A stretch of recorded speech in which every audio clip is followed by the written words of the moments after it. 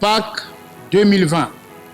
Message d'espérance par le révérend docteur André Bokundo Wabolikabe, président national de l'Église du Christ au Congo. Peuple de Dieu, bien-aimés dans le Seigneur, que la grâce et la paix vous soient accordées de la part de Dieu notre Père et de Jésus-Christ, notre Seigneur et Sauveur. Christ est ressuscité. Il est réellement ressuscité. Voici un cri qui nous redonne de l'espérance contre espérance aux femmes et aux hommes dans un monde en prise avec les souffrances, le pleur, la panique, les conflits et la peur pour l'avenir de la planète. Christ est ressuscité. Il est réellement ressuscité. C'est le cri de la fête de Pâques. Seulement que voici une première où la célébration de la fête de Pâques se fait dans une situation exceptionnelle à cause de la pandémie du coronavirus. Il faut avouer que cette situation qui a pris le monde de court ne surprend pas l'Éternel notre Dieu. Il est vrai que personne ne pouvait s'imaginer pareil tableau. Qu'à cela ne tienne, nous croyons fermement que Dieu est au contrôle de tout. Et comme la Bible nous le demande, nous disons merci au Seigneur pour cette circonstance. Bien-aimés dans le Seigneur, j'inscris cette célébration de la fête de la libération du pouvoir de Satan sous le signe de la situation du vendredi soir au dimanche matin. En effet, l'arrestation, le jugement expéditif et la condamnation de notre Seigneur Jésus-Christ avaient créé un désarroi dans les chefs de ceux qui espéraient en lui. Sa crucifixion avait été interprétée par ses adeptes comme la fin de leur vie. Je me permets même de penser à certains des disciples de notre Seigneur qui avaient même dit que c'était en vain qu'ils avaient cru en lui. Je prends pour exemple l'apôtre Pierre et les disciples du chemin d'Emmaüs. Dans l'évangile selon Jean, au chapitre 21, le verset 3, Pierre se rappelle qu'il était pécheur avant d'être recruté par Christ. Voilà qu'il prend la décision de reprendre son ancien métier et entraîne avec lui les autres disciples.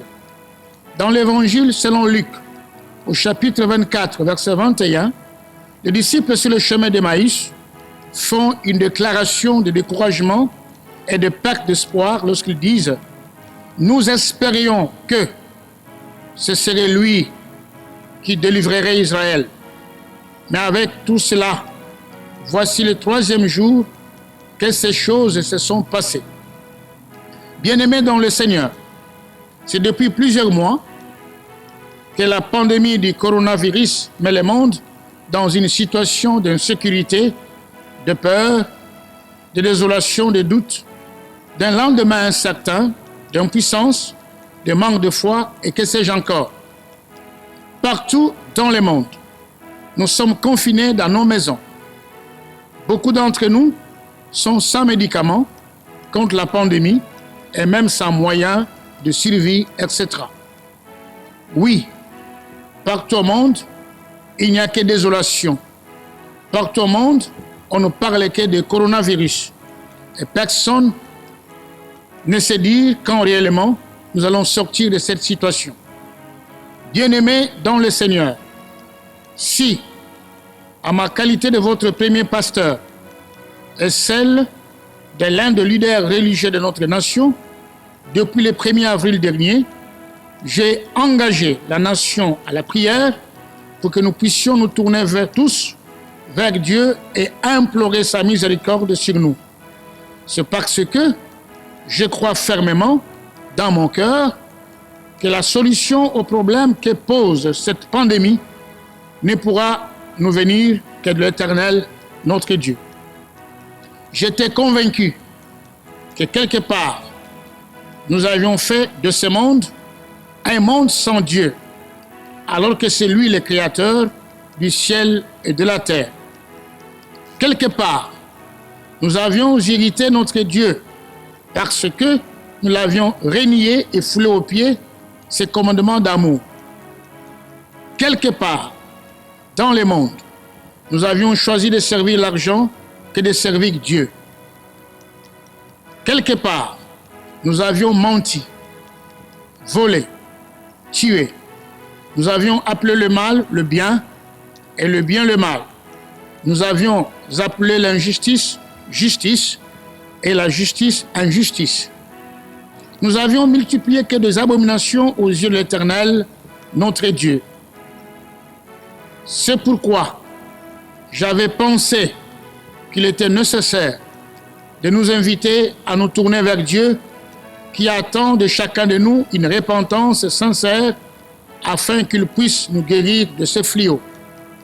N'est-ce pas que dans 2 Chroniques, chapitre 7, verset 14, le Seigneur nous dit « Si mon peuple, sur qui est invoqué mon nom, s'humilie, prie et cherche ma face, et se détourne de ses mauvaises voies, je l'exaucerai des cieux, je lui pardonnerai son péché et je guérirai son pays. » Mais bien-aimés, quand la science, toute seule, se montre encore impuissante devant ces fléaux, c'est que Dieu nous dit dans 2 Chroniques, chapitre 7, verset 14, « Demeure la voie à suivre pour notre guérison. »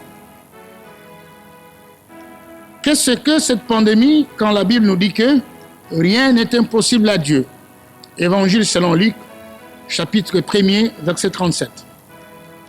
Aussi, parce que le nom de Jésus est le seul nom qui ait été souverainement élevé au-dessus de tout nom par Dieu le Père, selon Philippiens chapitre 2, versets 9 à 11, en invitant la nation à la prière, j'appelais au même moment les nations du monde à reconnaître la seigneurie du nom de Jésus-Christ sur celui de cette pandémie du coronavirus. Car coronavirus n'est qu'un nom au-dessous du nom de Jésus-Christ qui demeure l'espoir de l'humanité.